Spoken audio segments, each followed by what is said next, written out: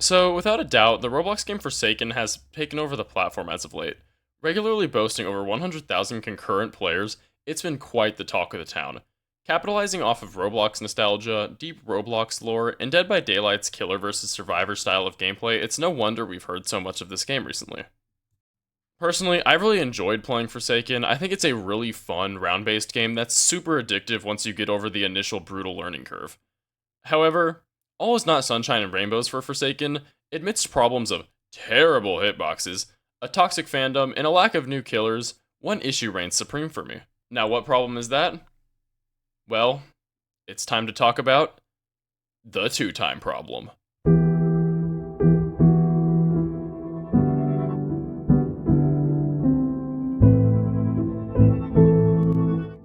So Twotime is a survivor that has a rich history despite Forsaken being a relatively new game. Twotime is a member of a shadow cult, which believes in a second life after death. This concept is very crucial and, dare I say, to the core of how Twotime works gameplay-wise. Twotime's gameplay and backstory are very closely knit, and thematically, Twotime is actually probably my favorite character. Twotime actually used to work fundamentally different from how he works now, having had a rework recently that completely changed how he functioned. While currently, Twotime is a Sentinel class survivor, a type that is focused on fighting the killer and protecting weaker teammates, he used to actually be a survivalist class, a type that focuses on evading the killer and preserving their own life. During Twotime's tenure as a survivalist, he was a extremely flat and simple character that, dare I say, nobody liked. Being the only character in the game that actually had zero active abilities, Twotime lacked any form of flair at the time and was effectively a giant punching bag. Twotime's abilities were as followed. One singular passive, a simple respawn, which upon dying, he would instead regenerate himself at half HP, gaining a few status buffs and debuffs as well. The Twotime rework was desperately needed to say the least, as his character was not fun to play as, with, or against.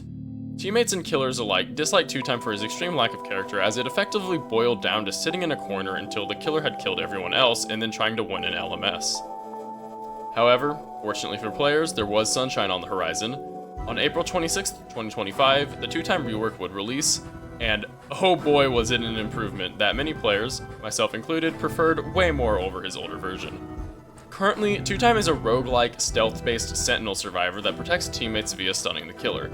He has 3 active abilities and 1 passive.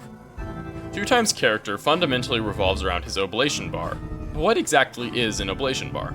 Well, in simple terms, it is a bar of energy that lets him return from the dead. Twotime fills this bar via his first ability. The first ability in question is his Sacrificial Dagger, and is the one you're definitely going to be using the most. Twotime stabs forward when you use the ability, giving him resistance 3 for 0.7 seconds. If he makes contact with the killer from the front, it deals 25 damage to the killer, giving them slowness 2 and helpless 1, making the killer unable to attack and move slower for a short duration. Twotime also gets 10 HP back, making Twotime able to survive in prolonged engagements. However, this is not where the ability ends. After all, I did say he could stun earlier. If Twotime hits the killer in the back, they get backstabbed. If backstabbed, the killer is stunned for 4 seconds, takes 35 damage, and Twotime gets healed for 20 HP. As Twotime stabs, he fills up his oblation bar I mentioned earlier. In addition, this ability only has a cooldown for 30 seconds, which is really short for an ability that can stun a killer. For example, Shaletsky's sword has a 40-second cooldown, which is a solid 10 seconds longer. In a game like Forsaken, every second really does count, and so an extra 10 seconds off that cooldown can mean life or death for certain players. While Twotime stab does require more skill compared to Shaletsky's sword, as you do have to hit them in the back, I do not think it requires as much of a skill gap as the developers think, as any good player can really just get that backstab in and just get insane benefits from it. Secondly, Twotime has his crouch, which slows him down in return for making him undetectable and invisible. In addition, if Twotime stabs during crouching, he lunges, closing a lot more distance than his regular stabs. The crouch is effectively used to enhance his stealth and combat capabilities, making it more of a support ability instead of a direct offense ability like his stab. Next is Twotime's Ritual Spot, where Twotime stabs the ground, creating a respawn point. This ability can only be used once per game and cannot be moved at all. If Twotime is able to fill up his oblation bar, which can take from 2 to 4 successful stabs depending on where you hit, upon death he will respawn at his ritual spot with the same debuffs from his pre-rework state. So Twotime's kit is pretty strong as I've outlined here, and it is super fun to play, do not get me wrong. And as much as I do love to play Twotime, playing against him just plain sucks. Twotime is super strong due to his ability to respawn, heal, and of course, stunning killers for long durations. This makes him one of the hardest to kill survivors in the game, and this is where the problem arises. This video is in no way to come after Twotime players or Twotime in general. Again, he is super fun to play, and I don't even think he's super overpowered. He just really needs a slight few tweaks to make him fit in better with other killers, especially Shaletsky.